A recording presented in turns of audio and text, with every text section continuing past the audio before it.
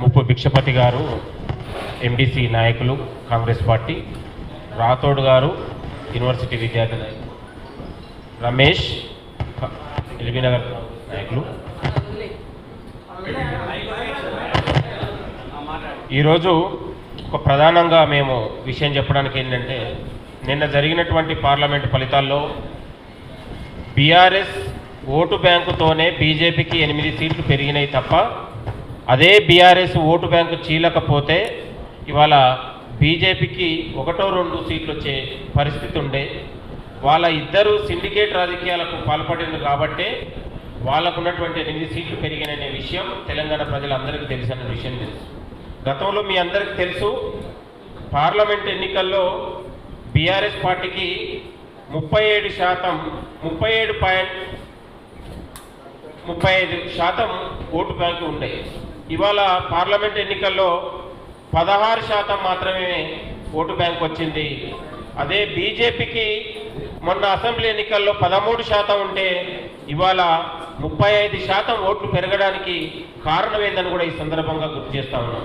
ఇవాళ దేశవ్యాప్తంగా లేని మోడీకి ఇవాళ తెలంగాణలో ఎందుకు ఉంటుంది క్రాప్? దేశవ్యాప్తంగా మోడీకి లేదు, ఎన్డీఏ కూటమికి లేదు. ఇవాళ అయోధ్య రామయ్య కట్టినటువంటి టెంపుల్ కట్టినటువంటి ప్లేసుల్ని అక్కడ ఎంపీ ఓడిపోయినటువంటి పరిస్థితి కనబడుతుంది. కాబట్టి తెలంగాణలో గాలి లేదు, మోడీ సుడిగాలి లేదు. ఇవాళంతా 2 బీఆర్ఎస్ బీజేపీ రాజకీయ డ్రామాలకు తెరబడి కాంగ్రెస్ పార్టీకి అడ్డుకట్ట వేయడానికి ప్రధానమైన కుట్ర చేసిన విషయానికి ఈ సందర్భంగా గుర్తు చేస్తా ఉన్నాం. ఇవాళ ఇంకొక విషయం ఏంటంటే, ఇవాళ కిషన్ రెడ్డి గారు 10 ఏళ్ళు తెలంగాణకు మంత్రిగా కేంద్ర మంత్రిగా ఉన్నాడు. ఏ ఒక్కటైనా నువ్వు నిధులు తీసుకొచ్చావా? ఏదైనా కేంద్ర నిధులతో ఎక్కడైనా తెలంగాణలో ఏమైనా డెవలప్ చేసినా ఈ సందర్భంగా గుర్తు చేస్తా ఉన్నాం. ఇవాళ మోడీకి, ఇవాళ ఎన్డీఏ కూటమికి చివరకు ఇవాళ ఆర్జేడీ నితీష్ కుమార్ కావచ్చు, లేకపోతే చంద్రబాబు కావచ్చు, వాళ్ళ మోకాళ్ళ మీదనే నిలబడ్డ తప్ప వాళ్ళ మోకాలు జరిపితే అది ఎప్పుడు కూలిపోతుందో కూడా అర్థం కాదనే విషయం మీ అందరికీ చెప్తా ఉన్నాం. ఇవాళ మోడీ ఎన్డీఏ కూటమి మీద దేశవ్యాప్తంగా ప్రజలకు సరైన విశ్వాసం లేదు. ఇలా మోడీని ఓడించాలనుకున్నటువంటి ప్రజలకు ఇంకా ఆ కూటమి ఎప్పుడు కూలుతుందో, ఎప్పుడు కూలిపోవాలని ఆలోచనతోనే ఉన్నారు తప్ప మోడీ మీద, ఎన్డీఏ కూటమి మీద ప్రజలకు విశ్వాసం లేదు. కాబట్టే ప్రజలు చెమట ఒడిచి రక్తం ఒడిగట్టి ఇవాళ ఎన్డీఏ కూటమిని ఓడించడానికి, ఇండియా కూటమిని గెలిపించడానికి చాలా కష్టపడ్డారనే విషయాన్ని కూడా ఈ సందర్భంగా గుర్తు చేస్తా ఉన్నాను. ఇవాళ తెలంగాణలో గెలిచినటువంటి 8 మంది సిపాయిలు మరి తెలంగాణకి ఏం నిధులు తెస్తారు? తెలంగాణనే వద్దన్నటువంటి మోడీ మీద యుద్ధం చేసి నిధులు తెస్తారా? లేకపోతే పార్లమెంట్లో సమావేశాలు జరిగితే మొద్దు నిద్రపోతారా? తెలంగాణ పరువు తీస్తారా? ఈ సిపాయిలకి వదిలేస్తా ఉన్నాం. ఇవాళ గతంలో కంటే భిన్నంగా మరి ఏం చేస్తారో, తెలంగాణకు ఏం ఒరగబెడతారు అనేది కూడా మేము అవకాశం ఇస్తున్నాం. లేకపోతే ప్రజలు వాళ్ళని ఉరికిస్తారనే విషయం ఈ సందర్భంగా గుర్తు చేస్తా ఉన్నాం. ఇవాళ మహబూబ్ నగర్లో ఎగిరెగిరి పడుతున్నటువంటి డీకే అరుణ గారు ఇవాళ చావు పోయి లొట్ట పోయినట్లాగా ఏదో 4000 ఓట్లతో గెలిచి ఎగిరెగిరి పడతా ఉంది. దాని ప్రభావం కాదు, అక్కడ బీఆర్ఎస్ ఓట్లతోనే ఆమె ఎగిరెగిరి పడ్డది.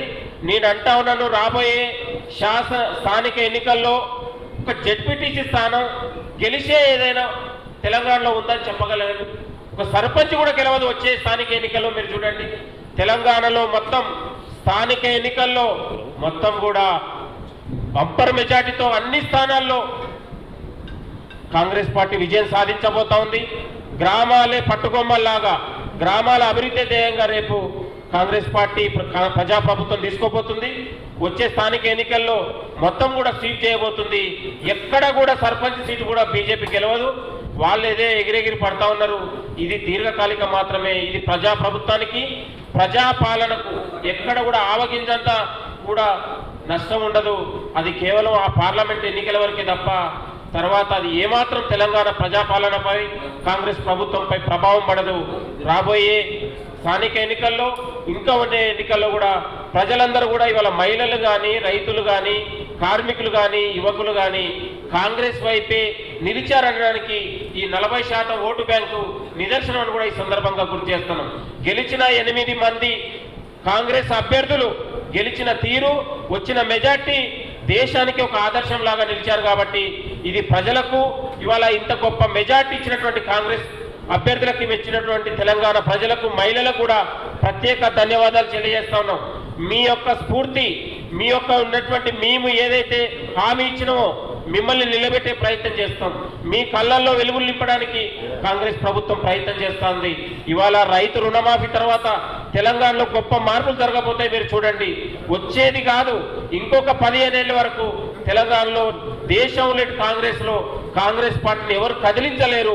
రోజు రోజుకు పెరుగుతున్నటువంటి ఆదరణ, ప్రజా ఆదరణలో కాంగ్రెస్ పార్టీ ఒక బలమైన శక్తిగా దేశవ్యాప్తంగా, రేపు తెలంగాణ వ్యాప్తంగా బలమైన శక్తిగా నిలవబోతుందనే దానికి ఇది నిదర్శనం. పార్లమెంట్ ఎన్నికలను కూడా ఈ సందర్భంగా గుర్తు చేస్తూ, బీజేపీ బీఆర్ఎస్లు 2 రాజకీయ చీకటి దొంగల పాత్ర పోషించారు కాబట్టి వాళ్ళని నమ్మరు. కాబట్టి బీఆర్ఎస్ ఓటు బ్యాంకుని పూర్తిగా నిర్వీర్యం చేసుకొని బీజేపీ అభ్యర్థులను గెలిపించడానికే కేసీఆర్ ఒక దొంగ యాత్ర చేసిండు, దొంగ బస్సు యాత్ర చేసిండు. కాబట్టి ప్రజలు కేసీఆర్ని నమ్మరు, బీజేపీలో నాయకులు కూడా నమ్మరనే విశ్వాసాన్ని గుర్తు చేస్తూ, రాబోయే స్థానిక ఎన్నికల్లో కూడా కాంగ్రెస్ పార్టీ ప్రజలు కోరుకునే విధంగా ఒక మంచి స్పందన వస్తుందని కూడా ఈ సందర్భంగా గుర్తు చేస్తూ, కాంగ్రెస్ పార్టీ ప్రజాప్రభుత్వం ప్రజల ఆదరణతోని, ఇంకా రైతుల ఆదరణతోని ఇంకా ముందు ఒక గొప్ప మార్పులు తీసుకొస్తుంది.